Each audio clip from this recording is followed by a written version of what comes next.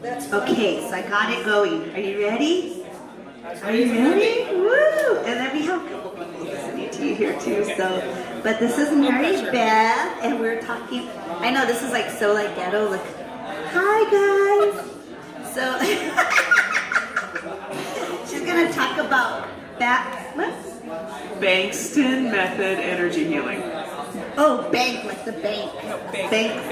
Oh, bank. Okay, she'll let me know. She'll spell it out for you. So I am Marybeth St. Cyr. There's some spelling and my website, my phone number and stuff. Okay. And I am a trained Bengston method energy healer. You may or may not have heard of the book The Energy Cure. It was written by Bill Bengston in the 90s, and what he is a scientist that learned a healing modality when he was a young man from a friend who sort of created this healing modality. And as a scientist, he began to study the method on mice. He would get volunteers and teach them the method, and then they would do it on mice. Now, the mice that they use when they do research are they're little cloned, genetically bred mice that all they do is get cancer tumors and die. That's all they do. They have a very short lifespan. They're cloned to create a way for cancer medicine to be used on them to see how it impacts the development of their tumors and if and when they die. So they typically only live a matter of months. So he would get cages of mice and he would give them to his trained volunteers, and the volunteers wouldn't necessarily have to have a gift or anything like that. And they were able to cure the mice, and the mice would live to be 2 years old, like a regular mouse would, even though these mice weren't made to do that at all. So he's been doing this for on and off for about 20 years, and has taught thousands of people around the world the Bengston method. And it has a link to Desire, and if you ever want to meet with me, we can talk about that. It's called image cycling. But I've learned from him the Bengston method. One of the encouraging things about the method is that at the classes there is an overwhelming abundance of oncologists that are usually there learning as well. So this is definitely something that the medical community appears to recognize as a potential alternative to traditional chemotherapy and radiation treatments and stuff like that. So that's very encouraging when you go to a training to see those people there. He's also trying to create and I'm looking forward to this developing as well. He's created a foundation called the Scientific Exploration Society, the SSC, that gets like-minded scientists together to discuss the science of heart energy, consciousness studies, and the things that we consider alternative and that scientists consider alternative that Tammy just told me to hold my closer that as alternative healers we do this all the time. It's encouraging to see the scientific community take this seriously and start to create science around it. Now, one of the things I personally believe is that the scientific method may not be the best model to measure the success of these things, but I digress. So there's a resonance that occurs during healing. And the healing I do isn't just for cancer. It is also for, I have a lot of luck with inflammatory issues, autoimmune disease, arthritis. I can typically identify the emotional connections that come with disease and come with pain and discomfort. And in my personal practice, I'm able to read chakra alignment when it comes to that type of thing, which isn't scientific. Again, I'm not sure the scientific method is the best way to measure that kind of thing. So some of the experiences I've had as a healer were being able to identify inflammation in particular in somebody's body and being able to reduce that. Also to provide tools and resources for them to go through their lives and work on that reduction as well. Sometimes the method requires multiple sessions, sometimes it does not. So it's sort of like water on a pot on a flame is either boiling or it's not. So you do the sessions until it's done, and sometimes it takes a few sessions, and sometimes it takes a lot, and sometimes it takes one, because the water doesn't boil till it's boiled.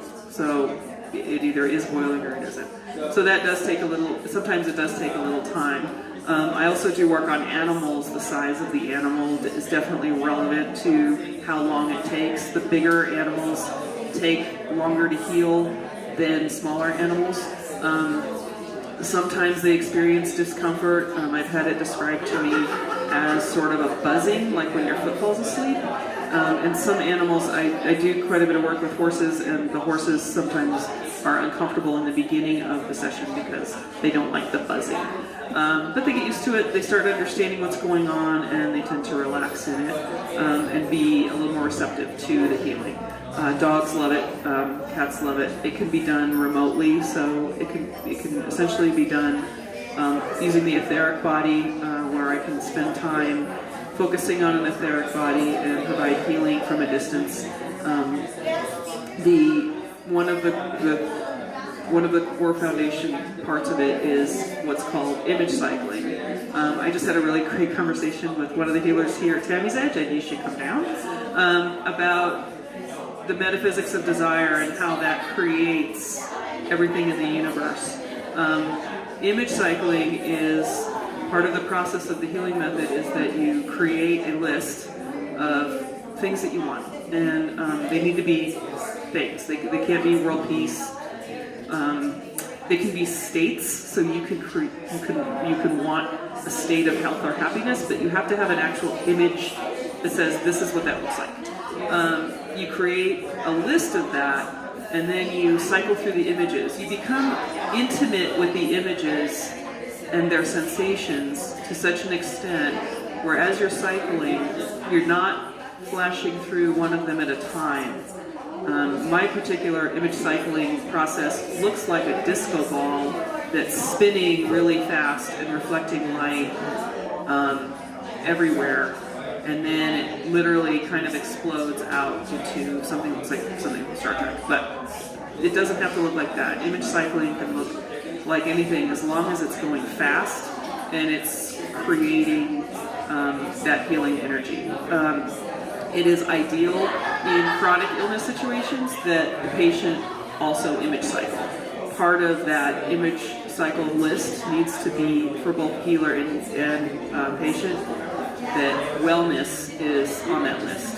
And whatever that person's wellness image looks like, that's something that the healer and the patient share. So that's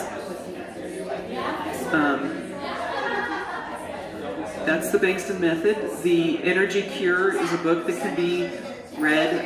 It's available on Kindle, it's available in bookstores. I believe I saw it at Legal, so it's definitely up there. Anybody can read it, anybody can do this. It's certainly not in my own financial best interest to tell everybody to learn how to heal, but that's what I want for the world. So anybody can learn to do the Bengston method healing. It does take a little bit of practice. The image cycling does take a little bit of practice, but it's very effective. Image cycling can be done constantly. It is recommended that you're always cycling. One of the things that happens with image cycling is that the stuff starts happening. So if you have a desire for a blue car, you will find that you get a blue car. Those things begin to manifest in your life, and you have to constantly update your list because the stuff just starts showing up in your life. You start getting the things that you desire. So there's definitely benefit to just being somebody who image cycles. The other parts of my healing practice include chakra reading. This is done completely intuitively. I came to this spontaneously about 10 years ago. I'm laughing again at my psychic friend. She brought that up too. You really should come down and see her. So it's something that's intuitive that I feel in my hands. I see inside my brain. I'm not sure how to describe it. We can definitely work with balancing chakras, cleaning them up. Chakras tend to get wobbly and full of stuff, and they can. I've even seen missing chakras, which I'm not sure that was a human spirit. I'm not sure what I was dealing with, but your chakras should definitely be clean, spinning correctly, and nice and not wobbling, and not have stuff in them, and be bright, and their inability to do that could cause illness in those parts of your body. So your heart chakra can cause heart illness, your throat chakra can cause thyroid issues. So those are things that we can work on as part of a healing session in addition to the Bengston method. I'm not running out of time, but I'm running out of stuff to say. So, yeah. Tammy.